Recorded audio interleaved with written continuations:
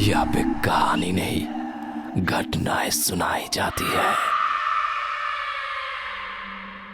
Welcome to the very first episode of Pret Katha Hindi. यह घटना हम लोगों ने कलेक्ट किया है और ये एक सच्ची घटना है। घटना मेरी एक दोस्त ओइशी के साथ हुई थी।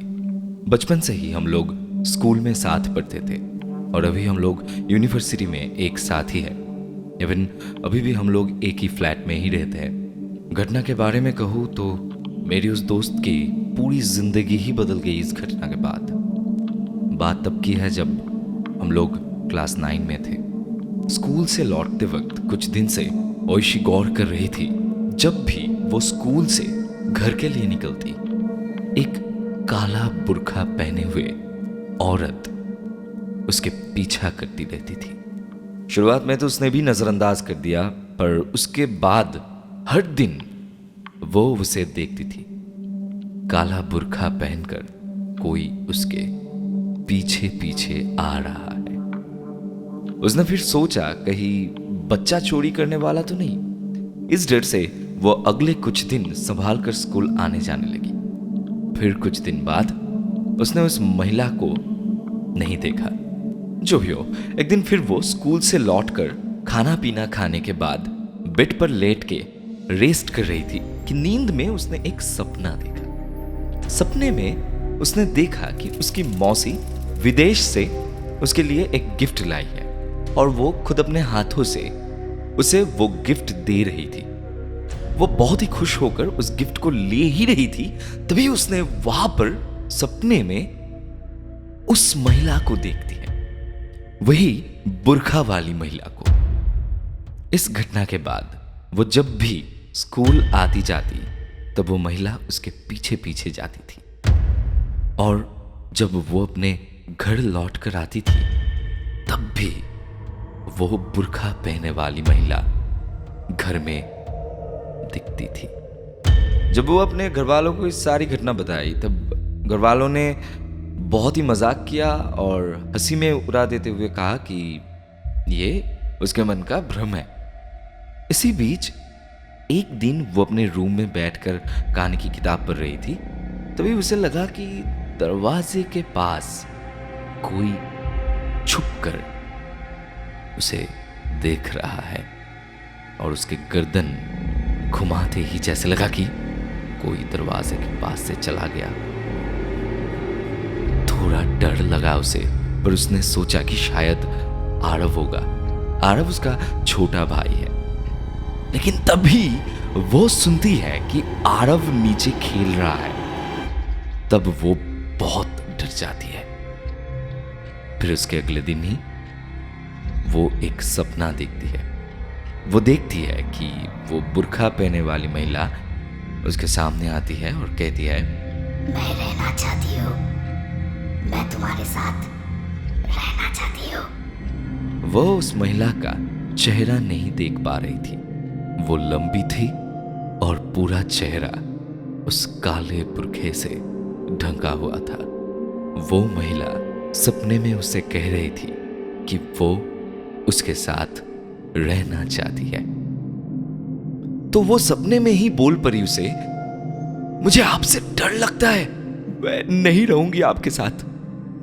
तभी वो देखती है कि वो बुर्खा पहने हुई महिला एकदम से एक सुंदर बच्चे में बदल गई। वो जब हमें ये कह रही थी तब वो कहती है कि वैसा सुंदर बच्चा उसने कभी नहीं देखा था। तो वो सपने में ही उस बच्चे को गोद में उठा लेती है और वो बच्चा उसे कहता है, मैं तुम्हारे साथ रहना चाहती हूँ। और पता नहीं उसे क्या हो गया, वो सपने में ही उसे बोल पड़ी, हाँ हाँ बिल्कुल, तुम मेरे साथ ही रहोगे। ये कहकर उस बच्चे प्यार से दौड़ना शुरू कर देती है। फिर वो नींद से जागने के बाद अपने आसपास उस बच्चे को खोजने लगती है और उस बच्चे की याद आने लगती है। इसके बाद से ही उसके साथ वही घटनाएं घटना शुरू हो जाती है। वो अपने घर में फिर से उस बुर्खा पहने महिला को देखने लगती है, लेकिन उसके साथ इस बार और भी एक महिला थी, अर्थात 2 लोग, और वो दोनों हमेशा उसके घर की खिड़कियों को पकड़कर खड़े रहते थे।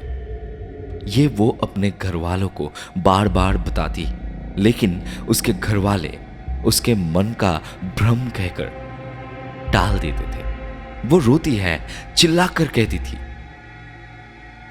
मैं देख रही हूं 2 औरत बुर्का पहनकर खड़ी है, उधर देखो, देखो आप लोग। लेकिन घर वालों पर इसका कोई असर नहीं होता था। वो देखती थी कि जब वो अपने मां के सामने खड़े रहती थी, वो उनके पीछे उन दोनों औरतों को खड़ी देखती थी बुर्का पहने। वो कहती थी, मां वो देखो तुम्हारे ठीक पीछे वो दोनों खड़े हैं, तुम नहीं देख पा रही हो। और जब उसकी मां पीछे घूमकर देखती थी तो उन्हें वहां कोई भी नजर नहीं आती थी, अर्थात वो दोनों औरतों को मेरी दोस्त ही सिर्फ देख सकती थी और कोई भी नहीं। एक दिन वो सोई हुई थी, अचानक एक जोरदार आवाज से उसकी नींद खुलती है और आंख खुलते ही वो अपने किताबों को फर्श पे बिखरा हुआ पाती है और उसके रूम की कुर्सी जिस पर वो बैठकर पढ़ती थी, उसने देखी वो कुर्सी उसके सर पर हवा में लटक रही थी। उस आवाज की वजह से उसके माता पिता भी पहुंच जाते हैं और उसके रूम के बाहर उसने ये दृश्य को देखकर ये समझा कि ओइशी आज तक जो भी घटनाएं बताई वो कोई भी घटना झूठ नहीं थी, सब घटना सच थी। तब तक हम लोग क्लास 10 में पहुंच चुके थे।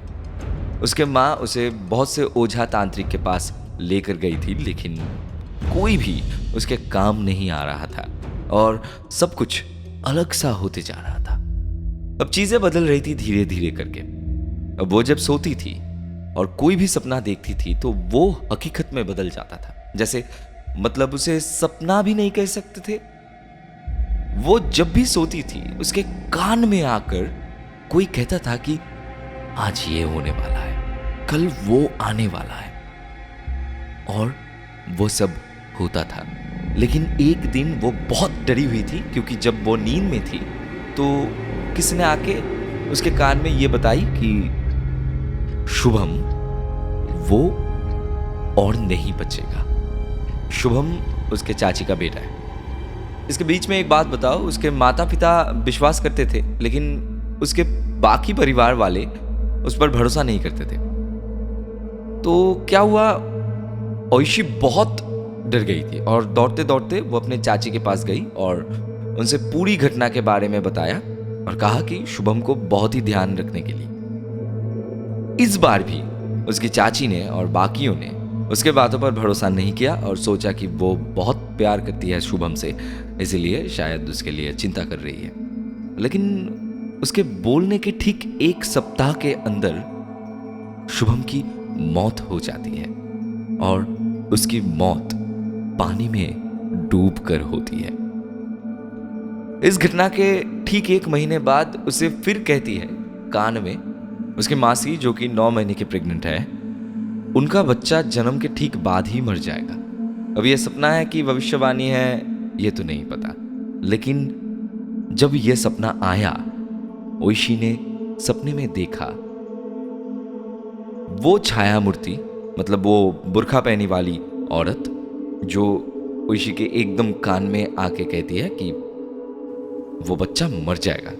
ओइशी ने बहुत ही चिल्लाते हुए, बहुत ही रोते हुए ये कही कि ऐसा मत करो प्लीज, ऐसा मत करो। लेकिन जवाब में उस महिला ने कुछ नहीं कहती, बस उसके कान के सामने आकर कहती है वो बच्चा मर जाएगा। और ठीक 2 हफ्ते बाद उसकी मौसी को एक बहुत ही सुंदर सा बच्चा होता है। कोई भी प्रॉब्लम नहीं था बच्चे में। फिर अचानक ही उस बच्चे की मौत हो जाती है। बच्चे के मरने के बाद सभी घर वालों ने यह विश्वास किया और सभी को एक डर सा लगने लगा था। अब तो उसके माँ ने बहुत से तांत्रिक और मौलवियों को दिखाया, लेकिन कोई भी कुछ नहीं कर पाया। उसके बाद मेरे छोटे मामा ने एक तांत्रिक के बारे में बताया आंटी को, और आंटी तांत्रिक के पास उसको लेके गया। वो तांत्रिक बहुत ही पावरफुल थे एक्चुअली। तो उसने क्या किया, उसने 2 जिन को, वो जो 2 महिला थी उन दोनों को हाजिर किया।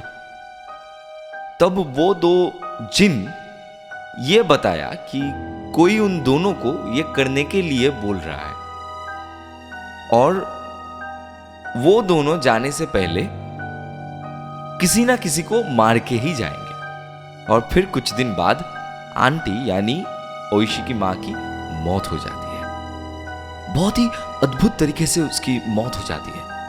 डॉक्टर्स ने भी कहा था कि वो किडनी पेशेंट थी ज़रूर, लेकिन उनके हार्ट में किसी भी तरीके की कोई प्रॉब्लम नहीं थी। डायलिसिस के वक्त हार्ट बीट इतनी तेज हो गई जो सभी के लिए अकल्पनीय थे, और इसके बाद ही आंटी हम सभी को छोड़कर चली गई।